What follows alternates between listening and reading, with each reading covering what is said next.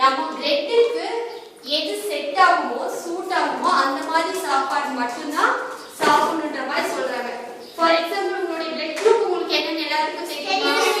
எல்லாருக்கும் தெரியுமா உங்க பிளட் குரூப்? தெரியுமா?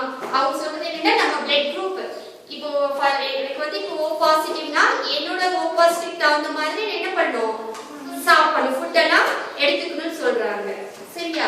அந்த மாதிரி அவங்க சொல்றது நம்ம எது சாப்பிடணும் எது சாப்பிடக்கூடாது.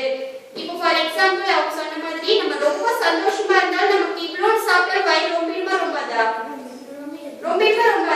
சரி, உங்களுக்கு ஹாஃப் டே லீவ் விட்டுறாங்க, சாப்பிட்டு போவேன்னு சொல்றாங்க. எத்தனை பேருக்கு ஃபுல்லா வயிறு ஃபுல்லா சாப்பிட்டு போக முடியும்? எல்லாம் சாப்பிட்டு போயிடுவீங்க. ஆனா நமக்கு லீவ் விடுற சந்தோஷத்துல என்ன பண்ணுவோம்? கொஞ்சமா சாப்பிட்டு விட்டா வீட்டுக்கு விட்டா போதுன்னு போயிடுவோமா இல்லையா? அந்த மாதிரி நம்ம சந்தோஷமா இருந்தா என்ன பண்ணுவோம்? கொஞ்சம் சாப்பிட்டாலும் நம்ம மனசு உடம்பும் நிறைஞ்சிடும். கவலையா இருந்தா நம்மளால சாப்பிட முடியுமா? இப்போ மிஸ் வந்து அடிச்சுட்டேன், உங்களை ஃபுல்லா அடிச்சேன், உங்களால சாப்பிட முடியுமா? டென்ஷன் ஆகுதா இல்லையா?